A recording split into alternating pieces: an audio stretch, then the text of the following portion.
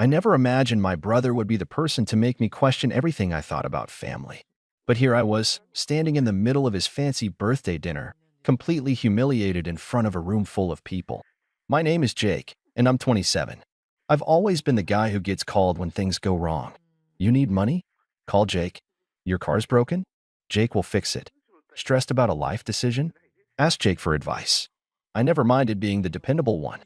I liked it. It felt good to be needed, to know I was helping out my family. But this was the point where it all went wrong. It all started when Matt, my older brother, turned 30. Matt and I were close growing up, but the older we got, the more distant we became. He married Lisa 2 years ago, and since then, things have felt different. I guess it was just the natural progression of things. He had a wife, his own life, and I was left to support him in every way possible. I didn't mind. I wasn't expecting anything in return. After all, we were family. This birthday party was supposed to be a nice way to celebrate Matt's big 3-0, so when he invited me, I agreed without hesitation. A few weeks before, Lisa sent me an invitation, and I didn't think much of it at the time. But as the day approached, I started getting uneasy. There were subtle things Matt had said, little offhand comments here and there, that made me realize how much I had been taken for granted. Jake, could you help me out with the party arrangements? You know how I am with planning these things, Matt had said, a week before the dinner. I didn't think it was anything out of the ordinary. Sure, I said. I'll help out. What do you need? Well, if you could cover the catering deposit, that'd be great. I'll pay you back when I get paid, he'd replied, as casually as if I'd asked to borrow a book. No problem, I thought. I transferred the money, and everything went ahead. But as the days wore on, I began to feel a gnawing sense of discomfort. It wasn't just the money, it was the way Matt acted as if I was some kind of tool, someone to be used for favors. But I told myself, it's his birthday. Just suck it up and enjoy the night. The day of the party arrived, and I got dressed in a nice suit, picked up a high-end gift for Matt, a smartwatch I knew he'd been eyeing for months, and drove over to the venue. It was a beautiful restaurant, the kind that had dim lighting, polished wood floors, and chandeliers that made everything look more expensive than it actually was. I arrived early, hoping to settle in before things got too chaotic. But as I walked inside, I immediately noticed something off. The first thing that caught my attention was the seating arrangement. It was elaborate, tables arranged in a way that looked like a scene from a wedding, complete with name cards for everyone. There were multiple long tables, each beautifully set, but no one had arrived yet. I looked for my name card. It wasn't there. My stomach dropped. I checked again, scanning each table more carefully, trying to ignore the growing unease in my chest. But there was nothing. Panic started creeping in, and I tried to keep my face neutral. Maybe it was a mistake. Maybe they just hadn't put it out yet. So, I stood by the bar, waiting, hoping for someone to show up and explain it away. The room slowly began to fill with guests, friends of Matt and Lisa, distant relatives, and a few coworkers of theirs. Still, no one approached me. Then I saw Lisa. She was talking to a few people near the front, laughing and being the perfect hostess. Her smile never reached her eyes, and that uneasy feeling in my gut grew. I walked up to her, trying to keep my voice calm. Hey, Lisa, is there a mistake with the seating? I asked, trying to keep the tone light. She turned, her face lighting up at the sight of me. Oh, Jake, you're here.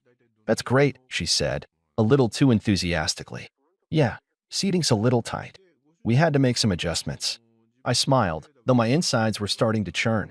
Yeah, but I don't see a place card for me. Her expression shifted for a moment, just a flicker, but it was enough for me to notice. She hesitated before speaking. Well, we were trying to prioritize the close family and the important guests, you know, she said, her voice taking on that syrupy sweet tone I was starting to despise. We made some changes at the last minute, but don't worry.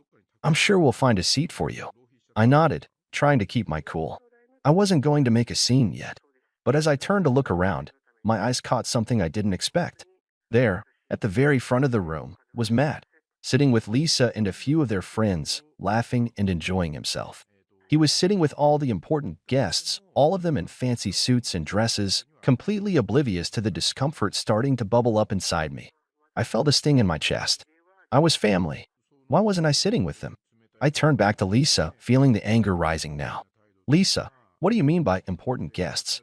I'm his brother. Shouldn't I be sitting with the family? She blinked, clearly caught off guard by my directness.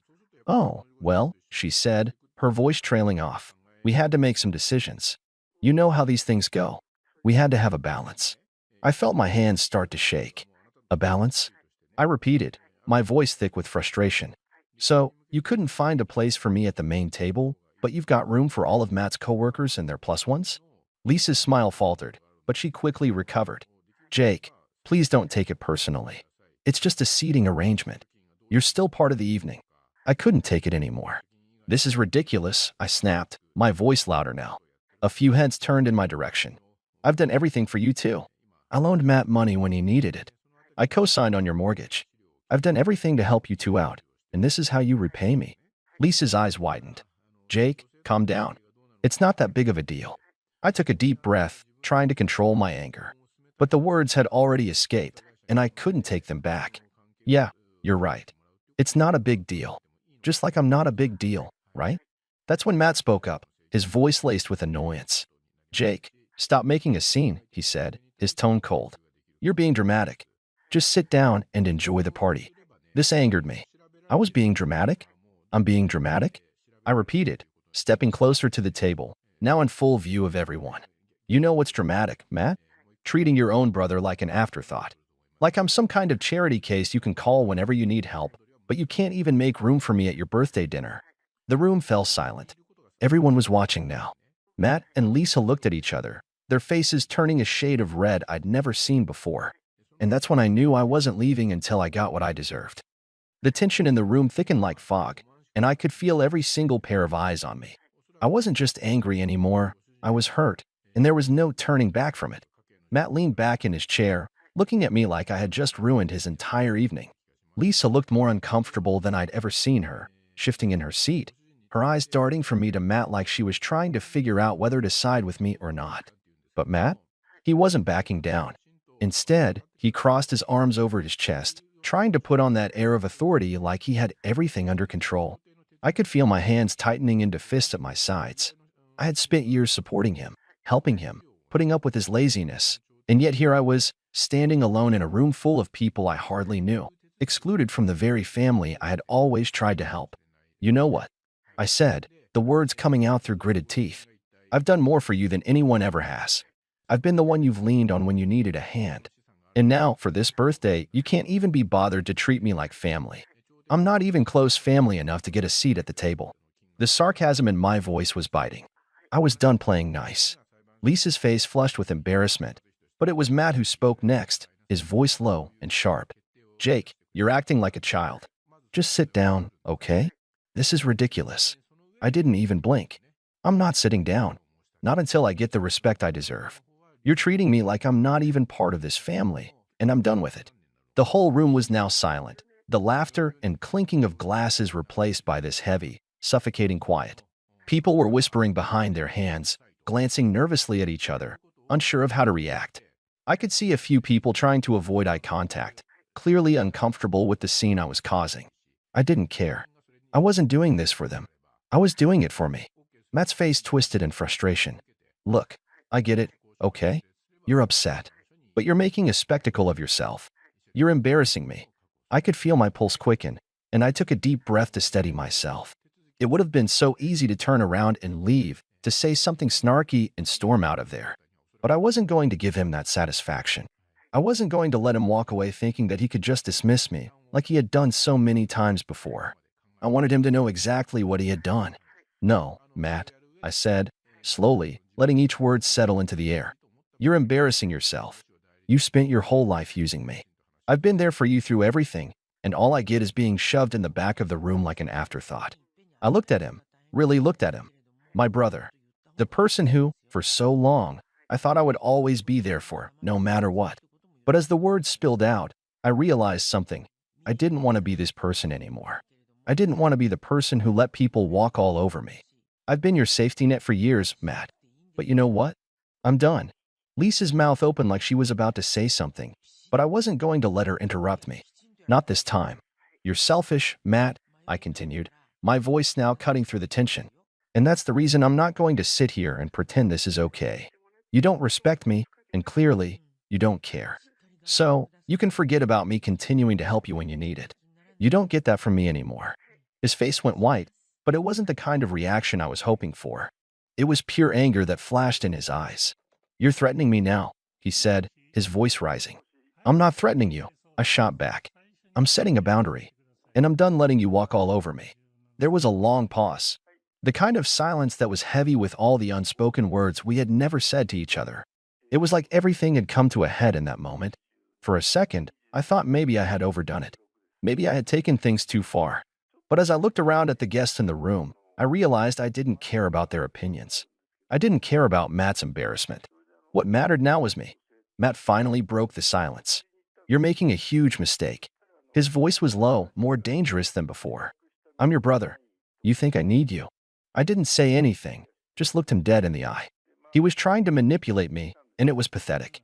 He had always leaned on me, always knew I'd be there. And now that I was finally standing up for myself, he couldn't handle it. Lisa's face was pale now, a mix of shock and discomfort. "Matt," she said quietly, "maybe you should just calm down and—" "No, Lisa. Let him speak.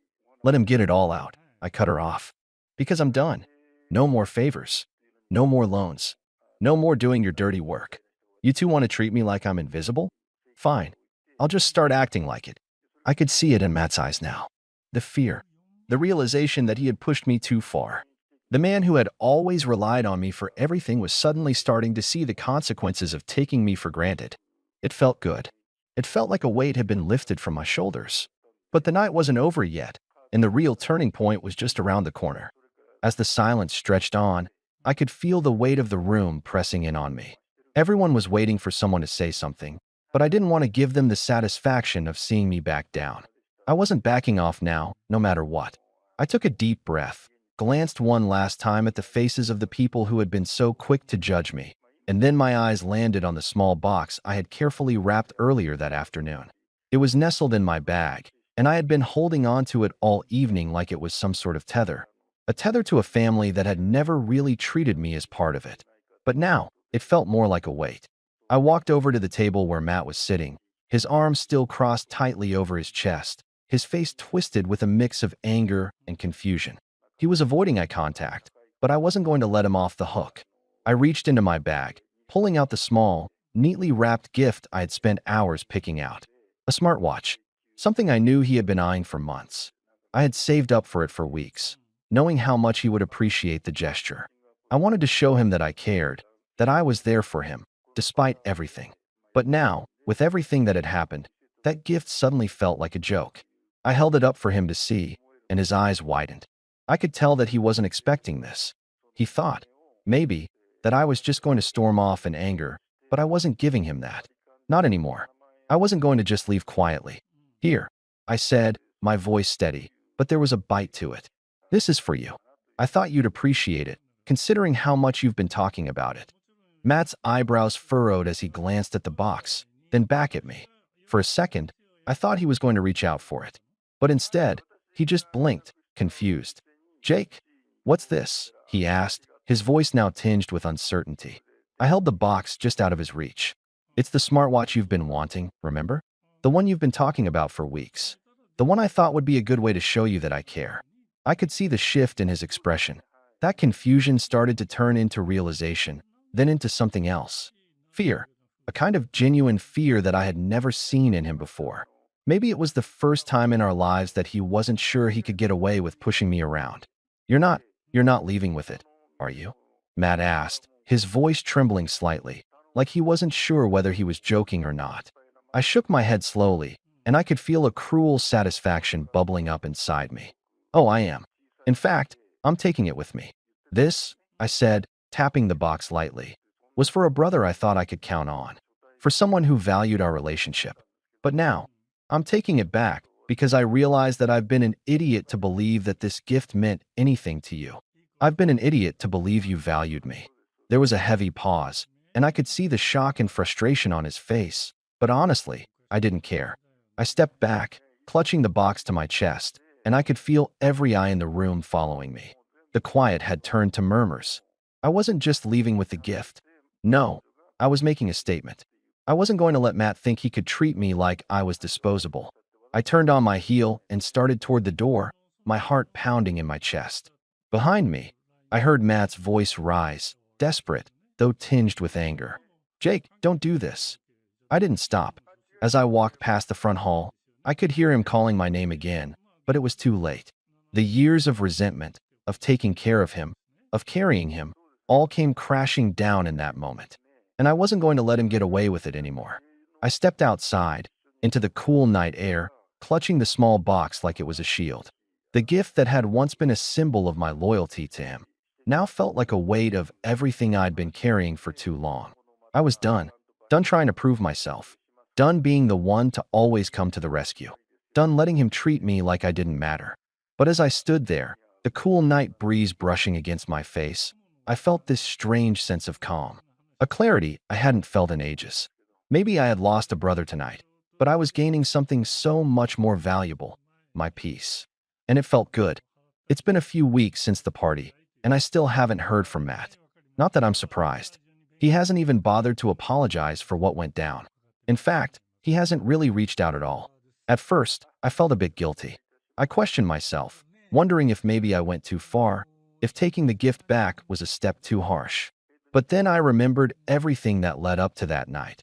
The constant feeling of being taken for granted, the way he always expected me to be there for him, but never once returned the favor, and how, when it came down to it, I wasn't even considered important enough to sit with the adults at my own brother's birthday. I haven't really had a chance to sit down and think about everything properly until recently.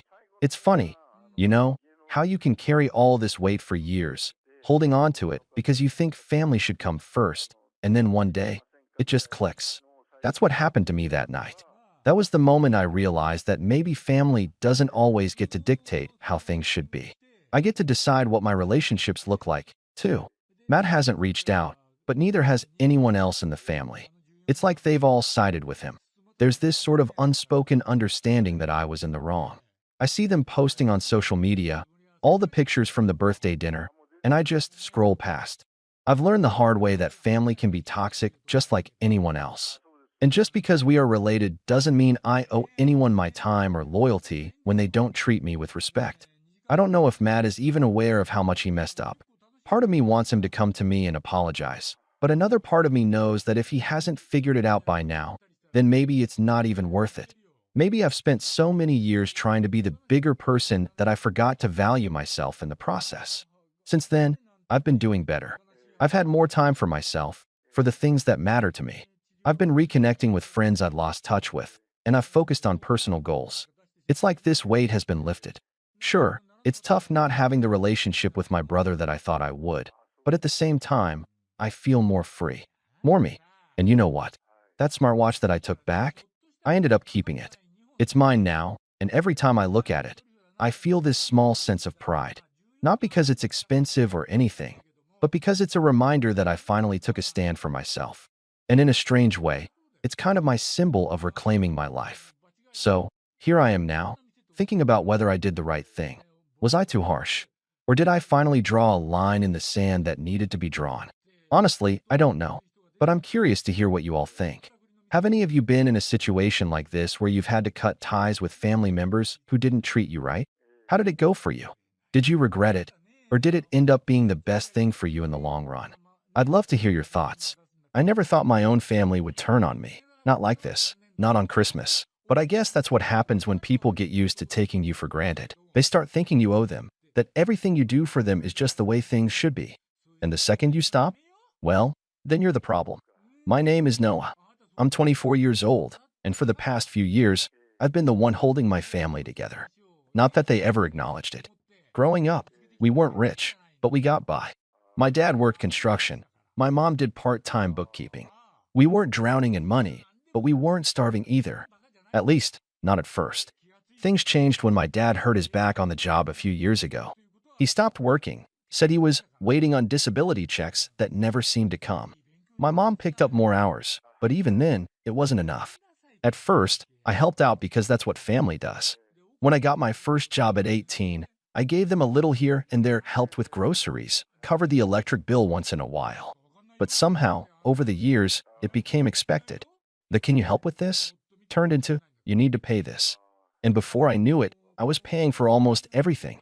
Rent, utilities, food, even my younger sister's school expenses.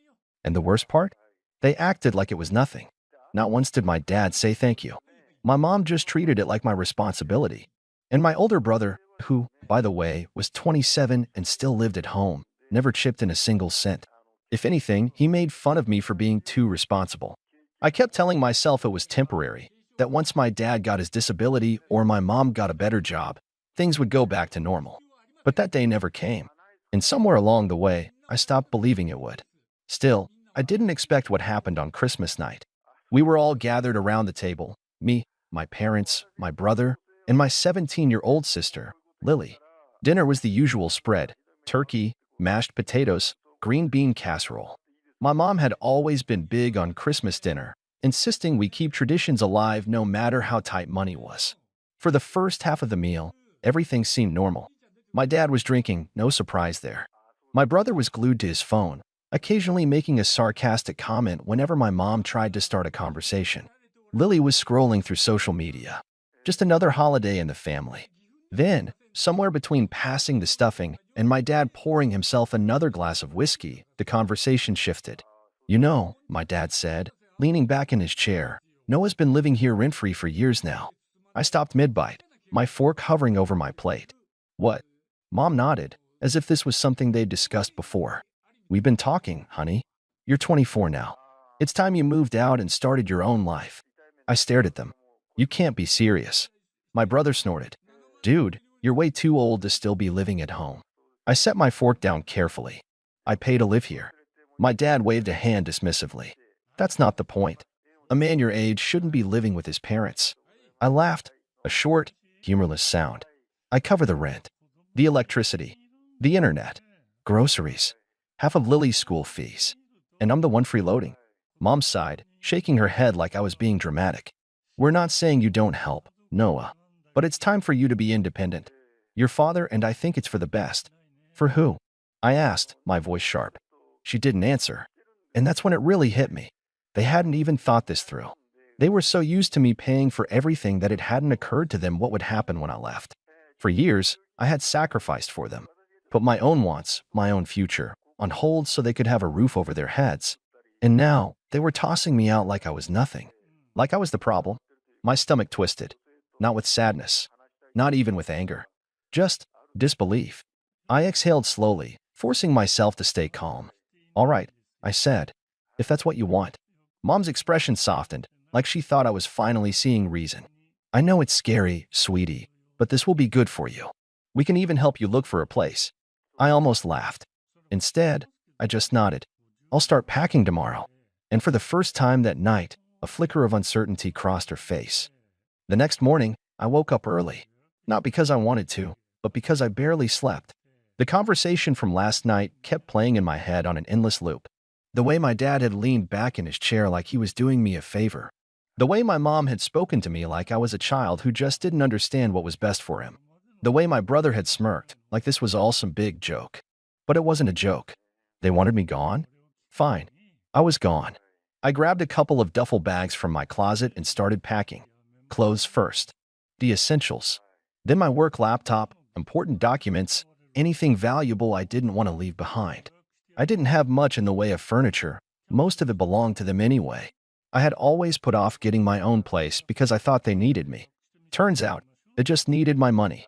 By noon, I was nearly done. I was shoving the last of my things into a bag when I heard a knock on my door. It was Lily. She hovered in the doorway, arms crossed, shifting her weight from foot to foot. "You're really leaving?" I zipped my bag shut. "That's what they wanted." She chewed her lip, looking uncomfortable. "Mom said you'd calm down." I let out a short laugh. "She actually thinks this is me overreacting?" Lily didn't answer. She just stood there, like she wasn't sure what to say. And for a brief second, I felt a pang of guilt. She was the only one I felt bad about leaving behind. She was still a kid, still stuck under their roof. But I couldn't stay for her. "Look," I said, softening my tone. "I'm not mad at you, okay? But I'm not staying where I'm not wanted." She nodded, but she looked away quickly like she didn't want me to see whatever expression was on her face. And then, without another word, she turned and walked off. I sighed and grabbed my bags. Time to go. The living room was empty when I came downstairs. For a second, I thought maybe I could just slip out without another conversation. But as I reached the door, my mom walked in from the kitchen. Her eyes flicked to my bags, and she hesitated. "You're really leaving now?" I stared at her. "You told me to." She frowned, like she didn't like hearing it put that way. "Well, I thought you'd take a little more time to figure things out." "No need. I already have a place I can stay." That wasn't entirely true. I had a few options: crashing with a friend, getting a short-term rental. I'd figure it out. What I wasn't going to do was stand here and let her guilt trip me into staying longer. My dad walked in next, scratching his stomach like this was just another lazy afternoon. "So, you're really doing this, huh?" I didn't even bother answering. I just reached for the doorknob. That's when my mom spoke again. "Noah, before you go, we need to talk about the bills." I froze. Then I turned back slowly. "What?" "Well," she said, as if this was the most reasonable thing in the world. "I know you're moving out, but obviously we still need help with rent and utilities. We were thinking you could keep sending some money, at least for a little while." I just stared at her. I must have misheard. "You're kidding." She shook her head. "No, I'm serious. We can't afford everything on our own right now, and you've been helping for so long. It wouldn't be that different. You'd just be—" I cut her off. "You kicked me out." "We asked you to move out," she corrected, like that made any difference. Dad sighed like I was the one being difficult. "Come on, kid, don't be selfish. We took care of you for years. Now it's your turn to help us." I felt my hands curl into fists. I couldn't believe what I was hearing. They had no problem throwing me out. No problem telling me to leave like I was some kind of parasite. But the second they realized that also meant losing my money, now they wanted me to stick around, just enough to keep paying their bills. Unbelievable. I took a deep breath. "No," Mom blinked. "No. No." I repeated. "I'm not paying for anything anymore. You made it clear I'm not part of this household. So I'm done." Silence. Then Dad scoffed. "Wow, that's how you repay us, huh?" Mom looked genuinely offended. "We are your family, Noah." I laughed. I couldn't help it. "Funny," I said. "You didn't seem to care about that last night." And with that, I turned back to the door, opened it, and stepped outside. Behind me, my mom started yelling my name. My dad said something under his breath. My brother, who had been in the kitchen this whole time, muttered, "Guess he's really doing it." But I didn't stop. I didn't look back. I walked out the door, down the porch steps, and toward my car, gripping my bags a little tighter. I had no idea what came next. But for the first time in years, I knew one thing for sure. I was finally free. I drove away without looking back, my mind racing. I had no clear plan, but I knew one thing. I was never giving them another cent. The first night, I crashed at my friend Jason's place. He didn't ask many questions, just handed me a blanket and told me to make myself at home. I spent that night scrolling through rental listings, realizing for the first time that I could actually afford my own place now that I wasn't footing the bill for an entire household. Within a week, I signed the lease on a small but comfortable apartment. It wasn't anything fancy, just a one-bedroom with old cabinets and slightly creaky floors, but it was mine. No one barging into my room unannounced, no passive-aggressive comments about what I should or shouldn't be spending my money on. Just peace. I settled into a new routine, and for the first time in years, I felt like I was living instead of just surviving. Meanwhile, my family was struggling, and I knew it. I didn't reach out, but word got around. Jason's mom still talked to mine occasionally, and he relayed the updates to me without me even asking. Apparently, my dad had assumed I would cave and keep sending them money. When the first month rolled around and I didn't, the reality hit them hard.